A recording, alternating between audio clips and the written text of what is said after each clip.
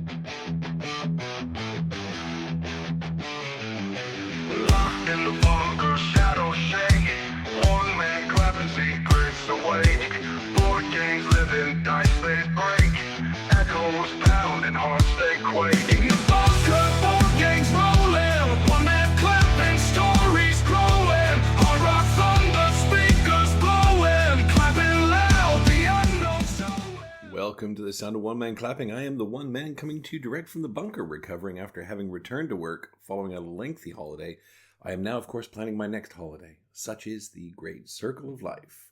This is a podcast about board gaming culture, and growing old gracelessly. Sharing with you today all the games that were. We're going to talk about what's coming in with incoming! 4 exclamation marks. Spoiler alert, it's frick all.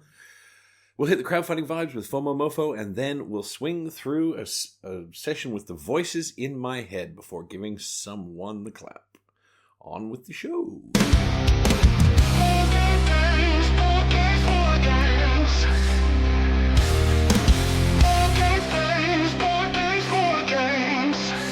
This last week in gaming, I had a very good week, all things considered. I was, of course, back to my day job, so all my leisure time was eaten up with having to work for a living so I can pay for more board games, which is the other end of the circle of life. And kicked off the week with The Fox and the Peanut returning back to My Island. My Island is, of course, the sequel to My City by Rainer Knizia. It's the legacy tile-playing game where you flip a card, you place a tile, you flip a card, you place a tile, and huzzah, points. We are really enjoying it. We smashed through Chapter 2, which is 3 more games. The Peanut is still killing it. She's absolutely got a brain for that sort of spatial puzzle, and we're having a lot of fun. I have heard that when you get to sort of Chapter 6, 7, and 8, it gets a little crazy. I don't know much beyond that. But here's hoping that the Peanut can keep up because she requests My Island every second day. My Island, more My Island, fantastic. Moved on to earlier in the week to even more Agamonia. I know I've talked at length about Agamonia. I'm not going to bore you with more, but I will tell you more Agamonia is always a good thing. I am just about to kick my characters all up to level 3. Leveling up is fantastic in Agamonia. It's a really great moment where you get to choose new powers, choose new capabilities for each of your characters. You get to advance their own personal plot lines and their professions and all sorts of things. I'm playing Agamonia 4-handed. I'm really enjoying it 4-handed. I think I've said before, I probably should have done it 3-handed, which would allow me to play it again with the other 3 characters because the core box comes with 6 characters. But I probably won't do a second playthrough on Agamonia. I'll probably just do the one. I'm through, I think, 6 or 8 scenarios, and there's 30 odd in the game. So I'm about a quarter of the way through. Really, really loving it. Can't recommend it enough. Played another game of Ark Nova. As you all know, Clappers, Ark Nova is one of my all-time favorite games. Watching the pending crowdfunding campaign for all the deluxe bits very closely. Not because I'm gagging for them, but I'm very interested to see where they go with it. Particularly if they do something like what they did in Voidfall with those triple layer insert boards where you can slide your map in and it doesn't slide all over the place and it's a one-box solution, all that fun stuff. Played with Super Trooper. He absolutely rinsed me by a serious margin, but I had a blast. I've only ever had one game of Agamonia where I tanked really badly. It will forever rest in the annals of Ark Nova, not Agamonia. I had a bad game. I've only ever had one bad game. Sunday morning, and my brain's not braining. I've only ever had one bad game of Ark Nova. It wasn't even a bad game. It's just a game that I did badly in. It will forever be known as the shittest zoo of shit zoos. I had one chameleon, I think, at the end of the game. I just couldn't put the cards and whatnot together. I still had a great time that day. So, had a blast. Ark Nova.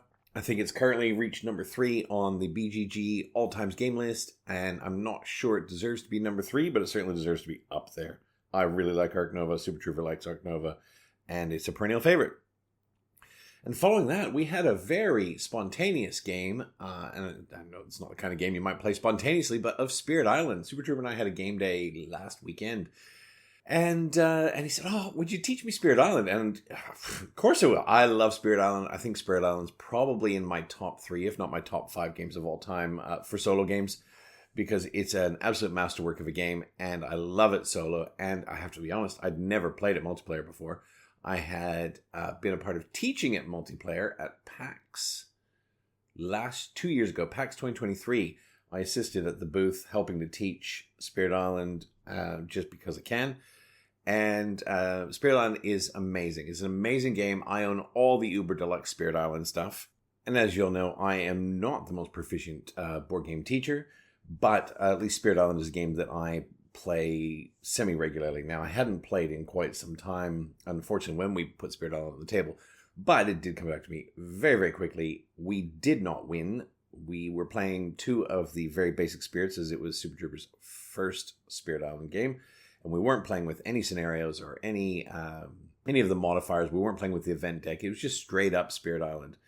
It's really excellent. It's challenging. It's all open information. I haven't talked about Spirit Island on the pod before. I really, really love Spirit Island, and I hadn't played in a while, and I think that's partly because of, the cult of the new gets in the way of that sometimes, but it really reminded me why I love Spirit Island, and my sweet spot for Spirit Island is usually two-handed. I have played three-handed. I can do it if two of the spirits aren't too complicated, but two-handed is my sweet spot. So we played. We lost. We lost quite late in the game, so it wasn't like we got wiped from the board.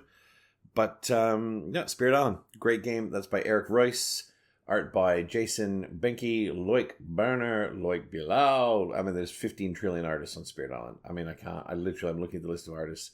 I would like to name them all. I can't. It's published by Greater Than Games, and Spirit Island has a multitude of expansions.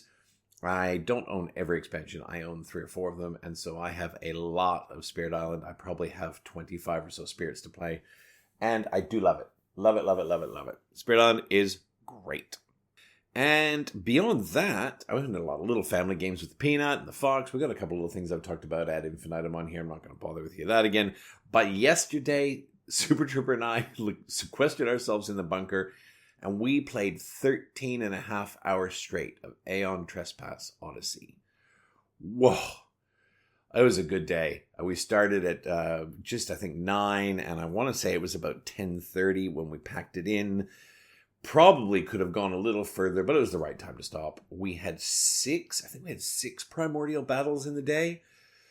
We got hit, and we just finished one with the Alpha Temenos, and if you fought the Alpha Temenos, he is a motherfucker. He is an absolute mofo and a half. And we just got really lucky rolls, and I think we managed to take him out in round 2 just with sheer lucky rolls. But then we had a primordial battle later in the day where it was all coming down to we were on our death knell. I think because we're playing, the two of us were playing two-handed each. My 2 Titans were dead. One of them had copped the absolute death blow in turn 2 that was just you've got to roll a die. As long as you roll anything but a 1, you're gonna be okay. Well, I rolled a 1, didn't I? Yes, and so insta-death. So it goes. And it came down to, it was literally just Super Trooper on the map. He had 2 Titans left. One of them was knocked down. It was 1 Titan left, not looking very good. And he had to have the most power roll. It was really our chances were good. And he nailed it. And there was cheering and jubilation. It was huzzah! And the primordial came down.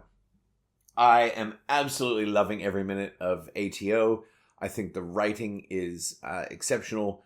I think we're at least 20 or 30 hours into cycle 1, and we're still going, we're not getting that rule right. But 20 hours into cycle 1 is not even 10% into the game. Right? There's 5 cycles, cycle 1, 2, and 3. I think anecdotally cycle 5 is as big as cycle 2 and 3 combined. So we're maybe 30 hours in, and we're still picking up rules that we're not smashing out. We're not getting them wrong to the point where we're cheating in the game, but we're still finding niggling rules. We're going, have we noticed this bit here? And yesterday, there were a couple of things that happened, and we did a 2-hour retcon where we just went, well, if we'd worked out that this was the rule, we would have done this 2 hours ago. And so we wound it back, and we didn't wind the whole gameplay back. But I will tell you, we got a hair's breadth away from literally losing the campaign, which wouldn't be quite as painful as if we were sort of, I guess, another 20 or 30 hours in.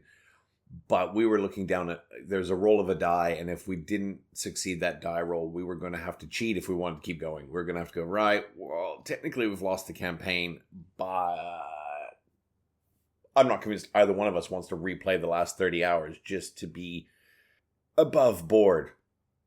Maybe. I know I don't. If we'd lost the campaign, I would have looked at the lose resolution. Oh, and it's not even something... There's a beautiful resource you have in the game called a Sisyphus tier, which lets you turn back time and go... and redo a whole battle.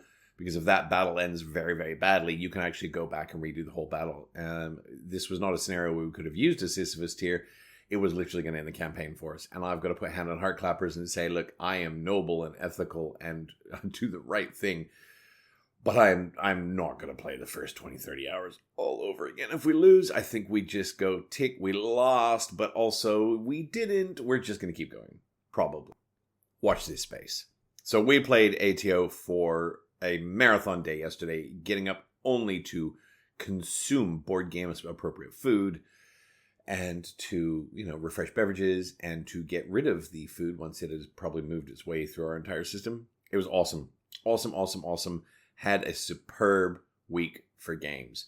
Cannot wait, literally, for another day of ATO like that. We've already put another one in the calendar for next month. Loving every minute of it. Absolutely. And that'll do it for the games that were this week. It doesn't seem like a lot, but oh man, it was a lot. I probably got 25 hours of gaming in this week. Very happy. It's a very happy Hamas. Gets 25 hours of gaming in a week. My mental health is in a state of Om. And those are the games that were. There is no incoming this week. Postman Pete is having to do his second job. He's running the drive-thru window around the corner because there's literally nothing shipping. And I refuse to mention the words Betrayal of the Second Era again. You've heard enough about it over the last 3 months. Betrayal of the Second Era. You keep hearing about this Elder Scrolls game that's coming and how excited I am for it. I am not going to mention Betrayal of the Second Era again until it's literally on the table. You heard that right. I will not be talking about Elder Scrolls Betrayal of the Second Era, the incoming Elder Scrolls release from Chip Theory Games that I'm very excited about, that merges my favorite IP with a version 2.0 of Too Many Bones mechanics, which is very exciting, but I will not mention it again. Betrayal of the Second Era. Okay, I'm done. I'm done.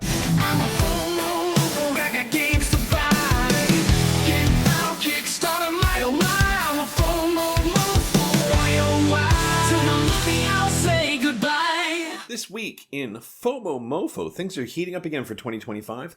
As always, this is not an exhaustive list of games available on crowdfunding, but merely a selection of campaigns that appeal to me personally, either because I like the designer or publisher, because I love the gameplay, because it fills a void, an ever-shrinking void in my personal collection, or because the campaign has pretty toys. And I love it when it's all of the above. Starting off, Everdell has a new standalone game coming called Everdell Silverfrost. Now, I'm a good Canadian boy. I grew up in the prairies. I have seen enough snow to last a lifetime. When people say to me, oh, it must have been so nice growing up with all that snow, and you can build snowmen and snowballs, and it's charming, and you look out the window and there's icicles. No, it's snow.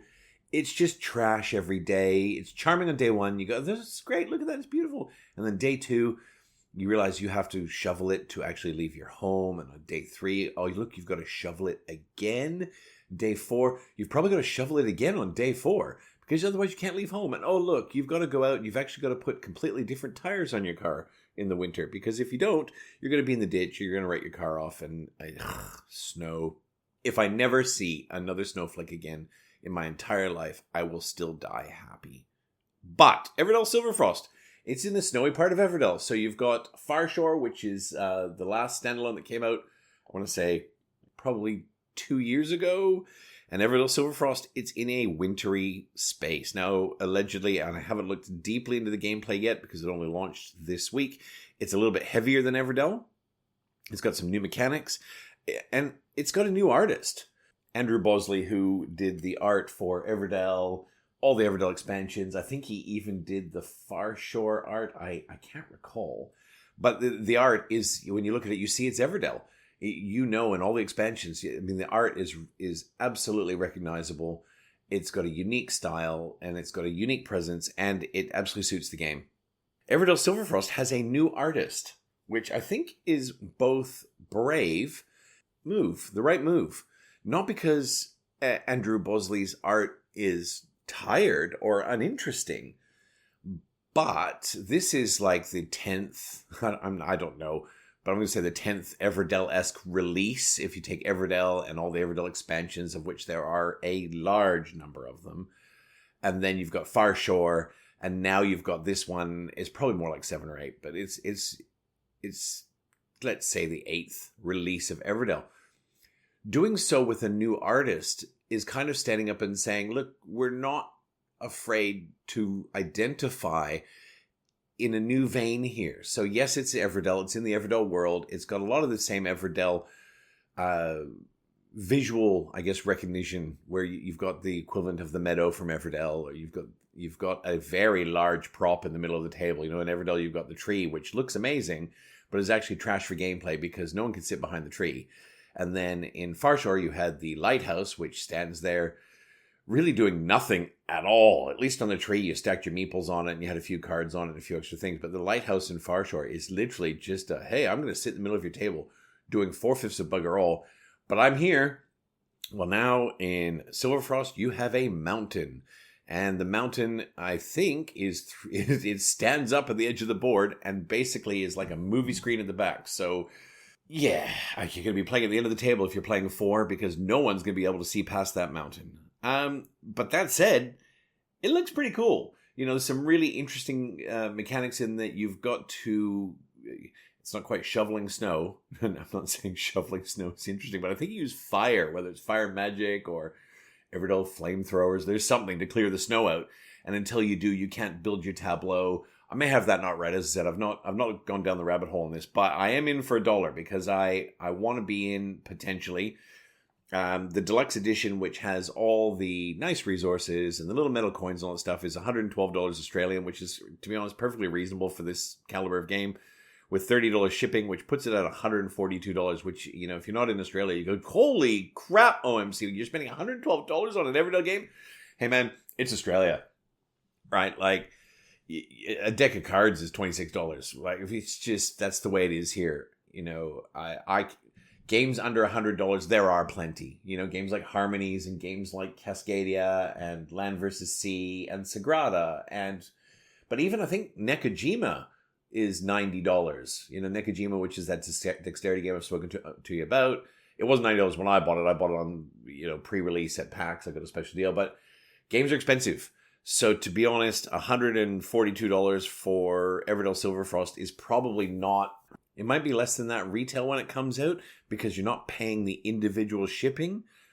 But you can flip a coin because it might not. And also, you know, there's some really cool stuff in this. There are 3D beacons. So if there's a chance to light the beacons of Gondor in Everdell, I may just be convinced. I'm in for $1 at this point. We'll see. Watch this space. Everdell Silverfrost, of course, is going to fund. It's already at $700,000 or something after 4 days. Everyone loves Everdell. I still love Everdell. It's at least once a year, I think, we put Everdell on the table. Super Trooper owns the all-in complete collection, so we always play with Belfair. We have played with Pearlbrook. We have played with... Is it New Leaf, which is the railway? You know, I still like Everdell. I think Everdell is a great game. I think the resources are really tight. And Everdell Silverfrost, you know, if it's Everdell-esque but different, as I said, if you put it on the shelf, and it goes on the shelf first, and it comes out 5 times in 5 or 6 years, I'm happy with that. Moving on to La Patisserie Rococo. This is a sequel of sorts to Rococo, and anything by Eagle Gryphon Games gets my attention. I love Eagle Gryphon's production. I don't own a lot of their catalog beyond the Lacerdas and Lacerda-esque stuff because I'm a Lacerda whore, but their production is always fantastic. And I played Rococo, I want to say, maybe 14 months ago, so maybe a little bit less. Super Trooper owns Rococo. Well, technically Buttercup owns Rococo. Rococo doesn't leave the house, and you need permission in writing from Buttercup to touch Rococo because it's her baby. And when you see it, you can understand why. It is stunningly beautiful. It's a beautifully made game. And when it was first proposed, oh, hey, Hammers, let's play Rococo, I'm like, what, we're going to make dresses? Okay, I mean, I'll play anything once. It's a great game, Rococo. Like the gameplay, it feels almost like a slightly lighter Lacerda. Not quite Lacerda, but it's got that weighty feel to it. And the board presence is fantastic. The production is off the charts, of course, because it's Eagle Griffin. So this is the Rococo Patisserie, which is basically going to be managing your pastry chefs, managing your bakery. I am assuming it's going to be recipe fulfillment, resource management, that kind of stuff. The production quality looks fantastic. I am a chef. I'm also a pastry chef and a qualified butcher, so I'm not sure if I want to invest in a game that's going to feel like going to work. But at $75 Australian with Eagle Griffin production, shipping comes in another $30. So shipping's more than what's that? That's 40% of the price. You know, I like to keep shipping around the 20-25%, but really, if the game's only $75, I'm talking about $75 Australian. That's pretty good, you know. And again, it's going to put it at $105, and you can absolutely guarantee that this game's going to be more than $105 when it hits Australian shores in 23 years.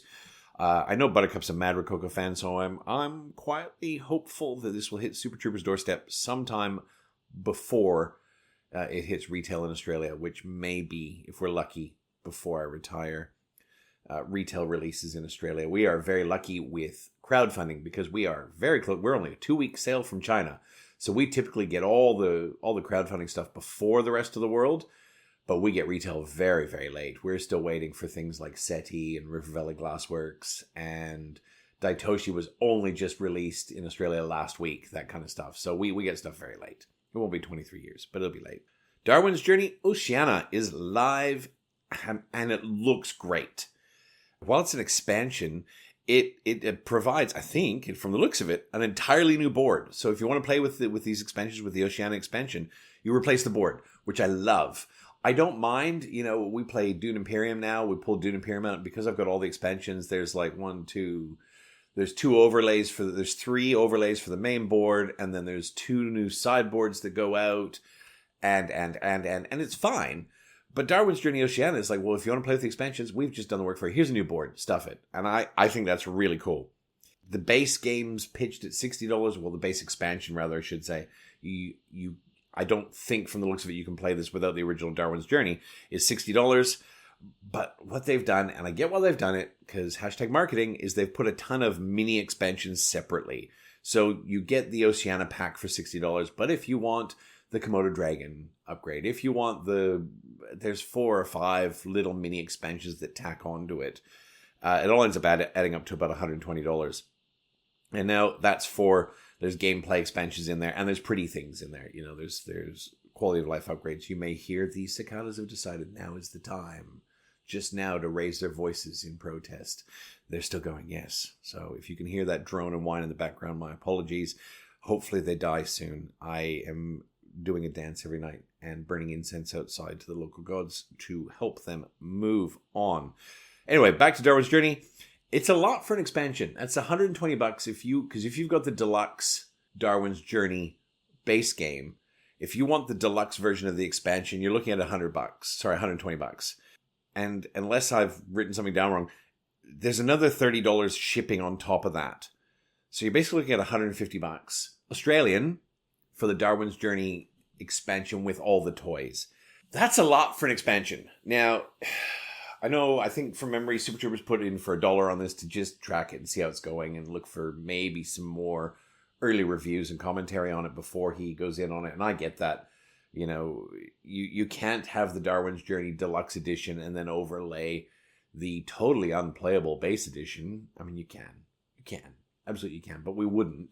So I get that before he sort of leaps into that, he wants to really see all the bits and pieces. And to be honest, it's entirely likely that the pledge manager will move over to GameFound, which means you're going to be able to pay it in 5 installments or something anyway. But I'm hoping he picks it up, but I will understand if he doesn't. It does look great. If you love Darwin's Journey and you play a fair bit of Darwin's Journey, it's not that we play a fair bit, but I think it's a great game.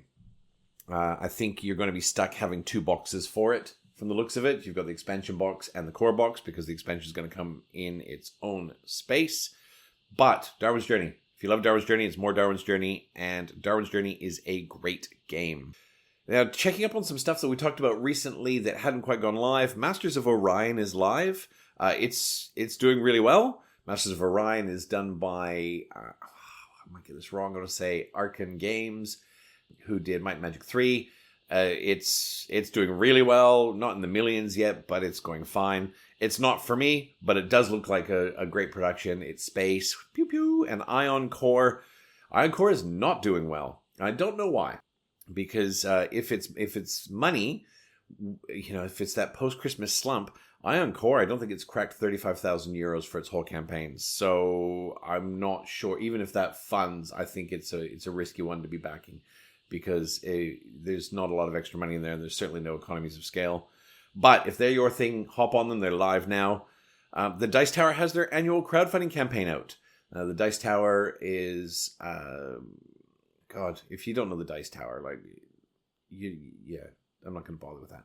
So, the team at the Dice Tower have their annual crowdfunding campaign full of goodies, unique promo cards. The prices are fine. There's lots of fun stuff in there. There's dice, there's plushies, there's playmats, there's coasters. And it's a thing they do to help fundraise to support what they do. The Dice Tower has given a lot to this industry for a lot of years. And so I'll be having a look to see if there's any promos that suit the games I have, or maybe if I look at certain promo sets, because they all come in sets, not individually, which makes sense. You're not going to sell a card for 90 cents and then ship it to Australia.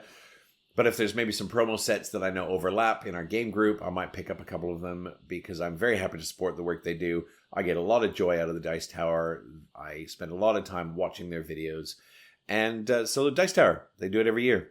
And lastly, it's now the season of Pledge Managers.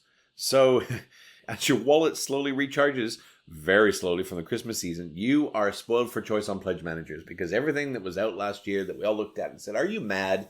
It's 5 weeks to Christmas. Of course, it's all funded. And in some cases, the prices have nudged up a little bit, but most of them are on GameFound if they weren't already, which we all love, because GameFound has stretch pay, which allows you to pay in installments. You've got, I said, you're spoiled for choice. The Puerto Rico Special Edition, which I have looked at on again, off again, on again, off again. And if I want the really beautiful All the Toys edition, I'm not going to lie, I think it's $350 Australian. And as much as it looks great, and I think it would be fantastic on the table, I can't part with $350 for Puerto Rico. But if Puerto Rico is one of your games that you've played many, many, many times, I was talking to Paul Grogan the other day, and he said he's probably clocked up 300 plays of Puerto Rico. If you're that guy, well, then $350 is really nothing, and it does look amazing. It really does look amazing. The bits that come with it, fantastic. Pledge Managers are also out for Speakeasy by Lacerda, Avalon the Riven Vale. I mean, if you just go search Pledge Manager, you can go to GameFound and just literally type in Pledge Manager. It will spit out everything that's in Late Pledge or Pledge Manager. And you are spoiled for choice. And to be honest, they'll probably be open for months. The Pledge Manager will be open for months. So things like Enormity, which funded last year, the Pledge Manager won't even be open for another 3 months on that. And then you'll have access to stretch pay. So there's all kinds of stuff coming. And good luck with that.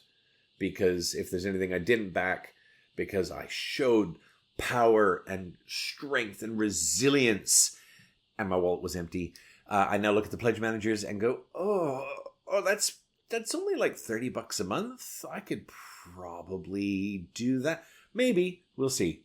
The FOMO is real. Clappers, the FOMO is real.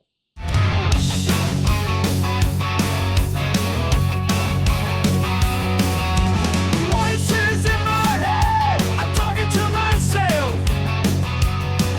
What board game should I get down off the shelf? What should we do? What game should we play? What steal and what will use workers to pay? This week in Voices in My Head, I want to have a chat. I know it's not really a chat, it's a one way, it's a blather, it's a dump, it's whatever it is, about the rise of AI. And this is on the back of all the furor surrounding, and this is only the most recent victim of this, the furor surrounding Foxpaw, which is a game that's currently on GameFound. And I am not here to pick on Foxpaw. It's just, it's topical because Foxpaw is a game that's on GameFound. And for some or part of their pre-release, they used some AI art. And I believe, I'm not attached to the program, I'm not attached to the campaign, I'm not attached to anyone in the campaign at all, or GameFound, and I'm just reading what I can read, what I can get my hands on as a consumer, that their intent was or is to have the AI art that was used in the campaign replaced by art done by human artists before the game is released. And that's great. That's great. We'll get to my own opinions on AI art in a little bit, but the recent furor around what's been happening with Foxpaw is what's prompted this. And because AI is here to stay. It's here to stay. Awaken Realms just released an AI bot to help you with their games, which I think is amazing. It's an app you can download, and if you've got a rules question or an edge case question, you can pump it in there, and the AI bot will search everything and come back to you and go, hey, this is what you do here, which honestly, I think is wonderful. It's free, doesn't cost you anything. AI is here to stay. It's 2025. We cannot put the genie back in the bottle. So I want to talk about AI, and in particular, we're going to talk about AI art, because art up until now has been an absolutely viable career. My eldest daughter, Lou, has had a life as an artist. She's just finished high school and is about to go into college.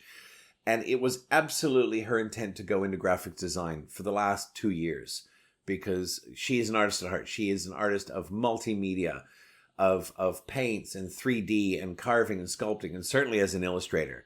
And her art is exceptional. And, she got in touch with the local colleges and said, this is what I want to do. I want to go into graphics design, and I will go into graphics design as an illustrator with potentially specializing in multimedia. And the college went, wonderful, here's the program we have. And to the college's credit, they then said, but you need to understand that while we are happy to give you these skills, the current trajectory for this program is that it's a dead end, in that it will be nigh on impossible for you to get a meaningful career out of this skill.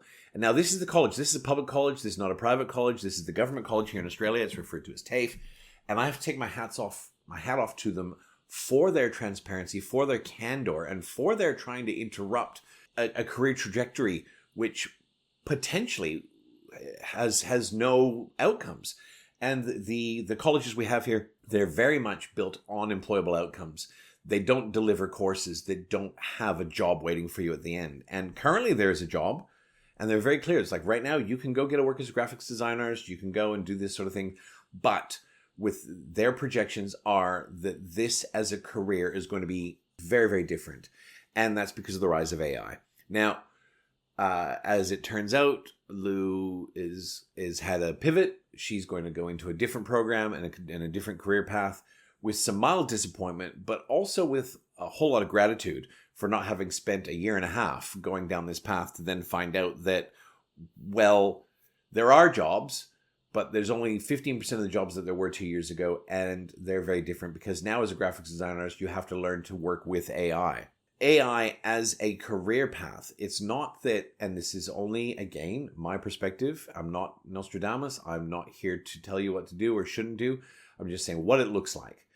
It's not that AI is going to disappear as a career path, but graphics design artists in particular are going to have to learn to be the users of AI. And the reason for this is AI can do something in seconds that would take a graphics design artist hours to do. Now, I want to put hand on heart and preface all of this by saying all the art and everything I use, all my podcast covers, all my logos for O.M.C, I used AI, and that's because One Man Clapping is not a monetized podcast. There is no money coming into this from any source, anywhere. There's no sponsorship, there's no donations, there's no Patreon, there's no monetization. And that's not to say it won't be at one point, but it's not. And as such, I don't have any money to pay an artist. My daughter is an artist. I offered her money to do my logos and graphics, and she went, yeah, that'd be interesting. And 3 weeks later, she's a teenager, 3 weeks later, do you think you might look at this? Yeah. And then 6 weeks later, I'm like, look, hon, I don't have any more time in the tank to do this. Now, to go to an external graphic design artist would cost me thousands. I don't have thousands, right? This is a passion project. This is my therapy session, dear clappers. And so everything that has to be spent on O.M.C, from hosting to distribution to whatever I need to have, comes out of my board game spending account, which is fine. But that's my choice. So our logo, the woman clapping logo, the purple dye, I mean, you can see it's AI. You can look at it, you can see it's AI. AI is absolutely clearly identifiable. The music, our intro music, is AI music. Now, that was not done by a free program. I bought a license with a company that specializes in music, and I actually spent 4 days working with that AI because I had to learn how to tell it what I wanted. And it started off with, give me a podcast intro in the style of a hard rock cross punk. And, to the credit of this particular company, I could not put in there, give me a Green Day intro. Right? It's like, well, we can't do that. That's not what we're here to do. We're here to create music for you. We're not here to kill artists. I'm like, oh, well, I respect that. That's great. So I had to refine my language over the course of 4 days to get to a point where it was putting out something that I was very happy with. And I had a choice. I could write my own lyrics. It could write the lyrics for me. It could write lyrics and I could moderate them. And it was several days. I love our intro music. I think it's great. It's unique.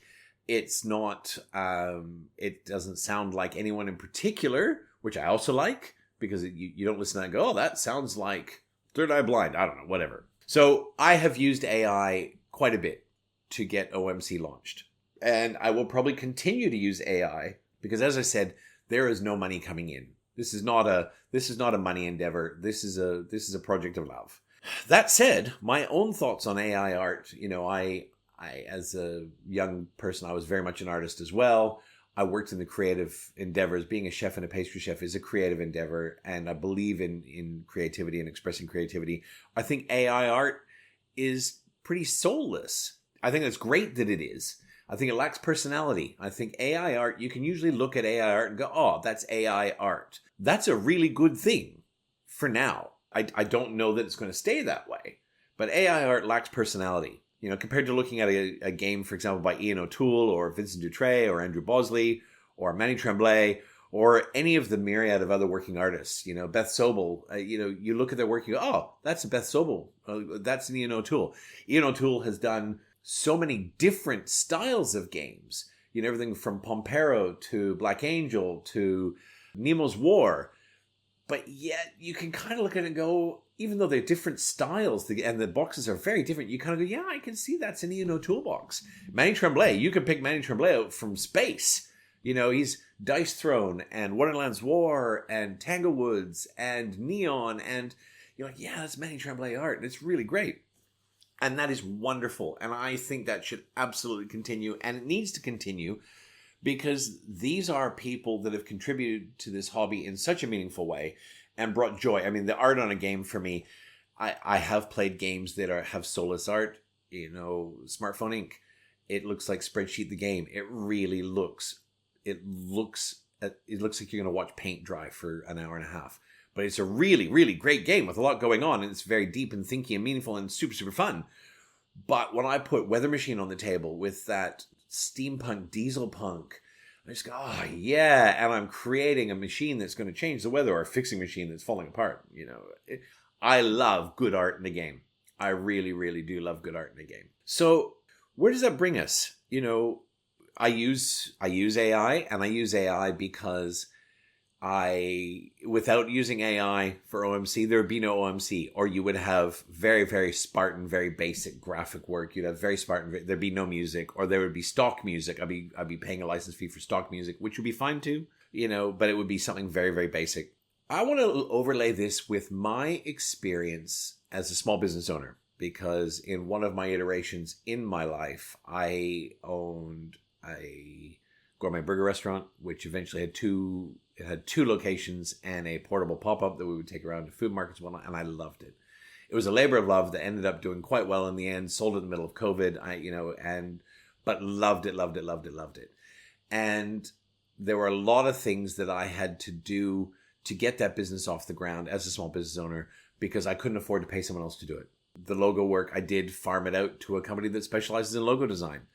But I can tell you, when you start your own business, you are so tight for money that if AI was an option to me at that time, I absolutely would have lent on it. If AI was an option to me to design my menus, I would have lent on it. Now, I luckily had a very great relationship with a very talented commercial graphics design artist who had very reasonable fees. And so I did have professional graphics design for all my menus, for all my websites. I had professional photographers come in to do the photos for the food, and they were amazing. Absolutely amazing. But when you're starting your own business, you're not usually doing so for any reason other than you really, really want to. You know, it's really important to you. It was one of my... I'm a 1%er chef. I worked right at the top of I have in my career worked right at the top of the game.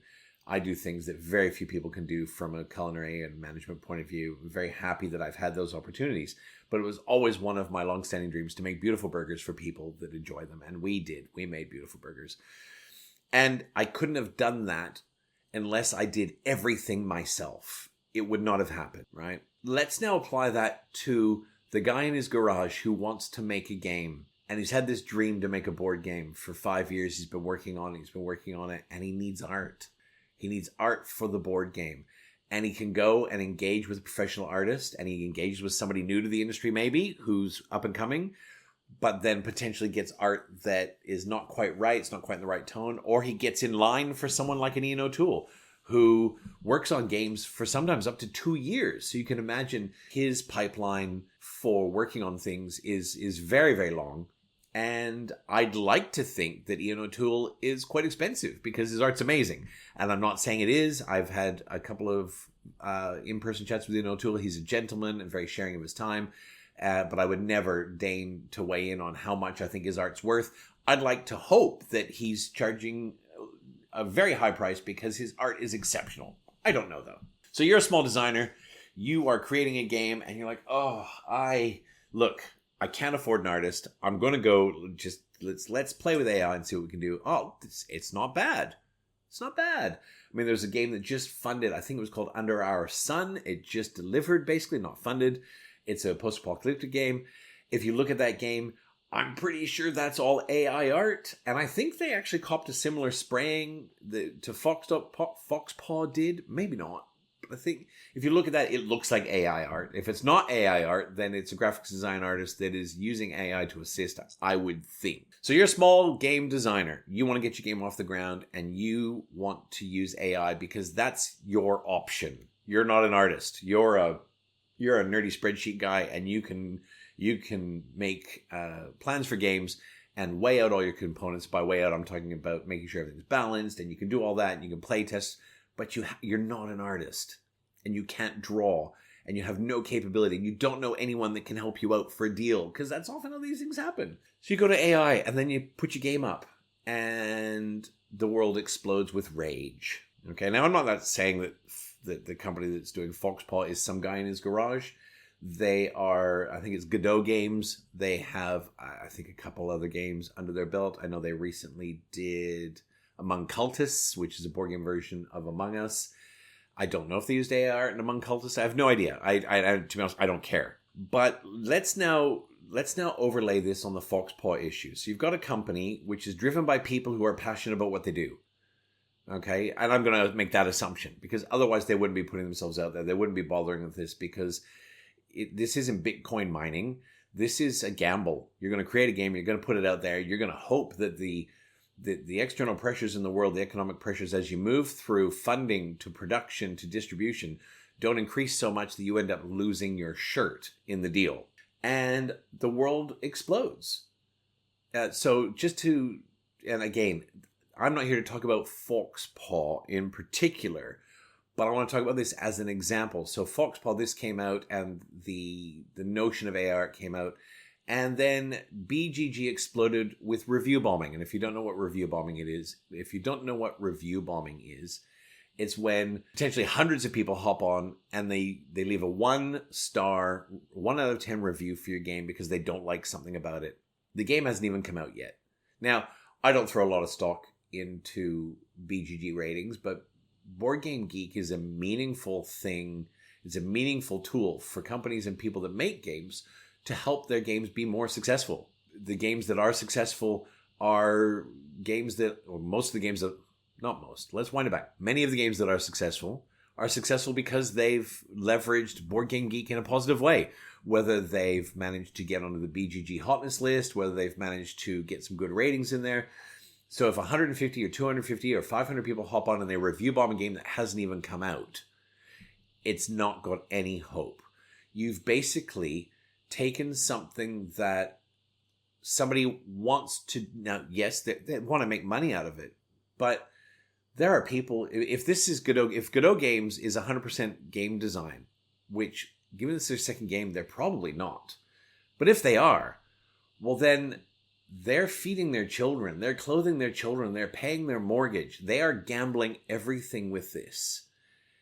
And when we review bomb them, we are playing with their lives, literally. You know, I've worked in high-level management for a long time, right? I have a master's degree in strategic HR. I've worked in the HR space, and I love it. And I love managing people. And I've had to, in my life, fire people as part of my job. And it's a very hard thing to do because you are taking away even people who are not good at their job and really need to be fired, you are taking away their ability to pay their bills. And that's not a role that should be taken lightly. Now, I'm not here to lecture. I'm not lecturing anyone on review bombing, right? I wouldn't do it. This is not a lecture. If you've left a 1-star review for Foxpaw, that is your right. There's no judgment in this. I'm just talking from my vantage point, clappers, so just bear with me. So review bombing is going to, much like firing someone, meaningfully reduce someone's ability to live if they're counting on this as their primary source of income. And even if it's not their primary source of income, if this is something that they are doing on the side, they have invested thousands and thousands and thousands of their own money, thousands of dollars of their own money, to try and get this off the ground because they believe in it. And for whatever reason, they've used AI. If they're a one-man show or they are in an area where there are no artists that they can rely on reliably, because you want to have a tangible relationship with your artists. What's the answer? And for my own 2 cents, I think the answer is twofold. And I'm not talking now about Foxpaw because I've not gone down the rabbit hole of reading everything they've released and reading every response they've made out. So I'm now not talking about Foxpaw. I'm now talking about AI involved in gaming and board gaming in general, particularly with respect to arts and artists. Because here's what I think. I think the twofold answer is it requires one, and this is probably the most important, it requires transparency by the developer, distributor, designer team. Guys, we are using AI art. This is why we're using AI art. Share your story. Tell us the story. I'm using AI art because this has been a passion project for 6 years. And this is what we need to do to get this game off the ground. We would love to be using artists, but we're going to rely on AI art. So it requires transparency up front. And the other part it requires is kindness by the public, right? We need to understand that sometimes this is something that people have to do what they want and what they need to do. And we get to choose. We get to choose. We get to choose 2 things. We get to choose whether or not we want to treat this with kindness, and we get to choose whether or not we want to invest in a game that uses AI art. Now, would Foxpaw, as a specific example, have crowdfunded more than its current trajectory with in-house artists, or if they'd had artists and hadn't, dealt with this sort of lashback for using AI art? Maybe. But the one thing I want to flag as somebody who's launched their own business and their own passion project is that bill has to be paid up front. You have to pay that before you even start. And it's literally gambling because you don't know how well your game's going to be received. You can do all the playtesting in the world. You can do all the sampling and tabletop simulator and gathering all the information you like. It's literally gambling. And I have nothing but the absolute utmost respect for anyone who's trying to create something, whatever it is, within their means. Because while they're using AI art and they may be doing someone out of a job, it's likely they're using AI art because they can't afford the artist. And should they then, I'm not going to get into the ethical conundrum of, well, should you be in a business if you can't afford to be in the business the right way? Because then we get into ethics, and ethics goes across all kinds of things, right down to sustainability. Should we be buying stuff that's made of plastic? Right? If you can't afford to make your stuff out of wood and recycled products and cardboard and whatever else, well, should you be making them at all? And I'm not going to open that can of worms. I'm not interested. And I don't think it's a valuable argument. And so the argument of, well, should they be making a game at all if they can't use artists is not one I'm here to promote. I am just sharing my unique vantage point and how my life experiences could be overlaid on this to maybe just have us all looking at it a little bit differently. So what if in 2025, the greatest board game that could ever be made is not made because the designer can't afford an artist and he's too terrified to lean on AI to bring this game that he's maybe been working on for 10 years? What if the next Tigris and Euphrates or the next Brass or the next Gloomhaven dies in someone's garage because they're terrified of the backlash and they just don't have the means to pay up front for the art? Well, we did that. And look, we all have a choice. We choose what game to buy based on our own deeply personal needs and metrics. If you don't want to support AI, then join the Luddites and smash the looms, right? Or maybe just don't buy the game. Raising 3 daughters, my mandate in the house is kindness is free, and hatred and intolerance is also free, but kindness is free. And so if I don't want to buy something because I don't like something that the developer's done, I'm okay with that. I won't buy it. If I don't want to buy a game because I don't like the gameplay, well, then I'm not going to buy it.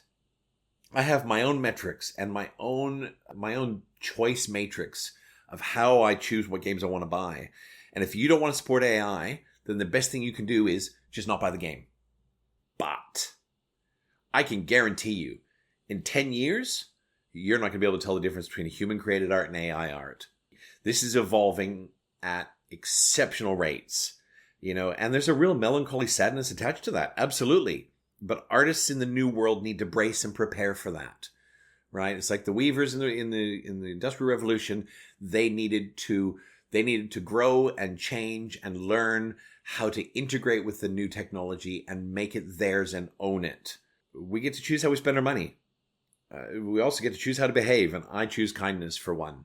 And if I don't want to buy a game because of AI art, then I won't buy the game. Would I buy a game with AI art if the developer, designer, distributor were transparent and honest, and I felt that their narrative was believable, and I liked the game mechanics? Absolutely. I'm not buying Foxpaw. Foxpaw's not for me. Not because of the alleged engagement with AI art, but because I'm not attracted to the gameplay. That's my choice. Choose wisely, O.M.C. crew. This is not a lecture. This is just a plea from a middle-aged man who looks at the world and thinks that a little more tolerance, a little more kindness would go a long, long way. And I would hate to think that somebody who could create an amazing game is unable to do so because we've created fear. Anyway, that's it. AI art. Skynet is here. We need to embrace our new overlords.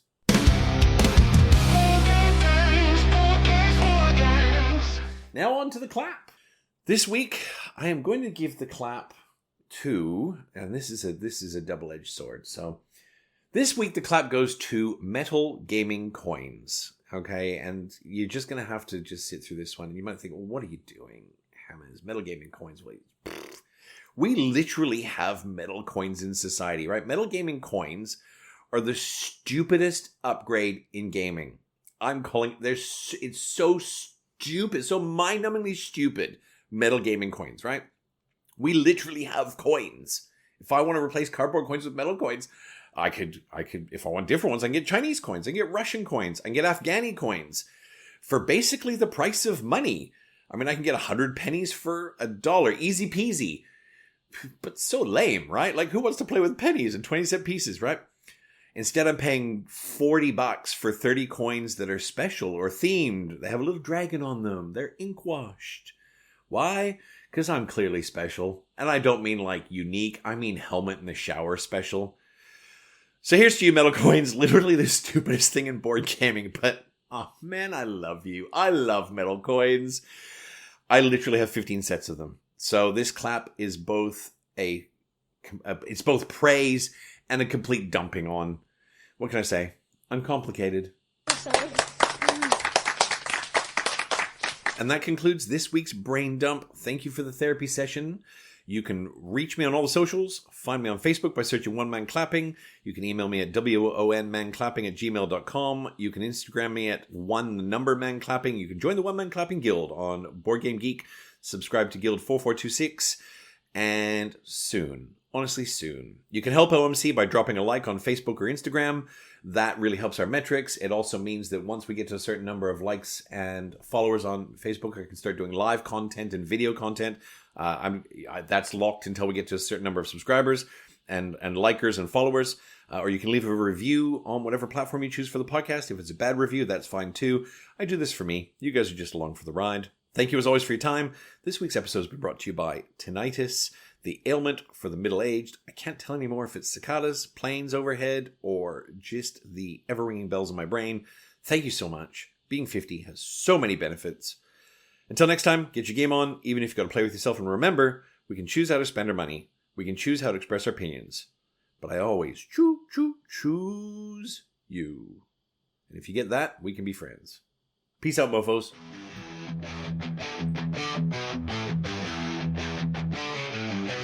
Locked in the bunker, shadows shake. One man clapping secrets awake. Board games living, dice they break. Echoes pound and hearts they quake.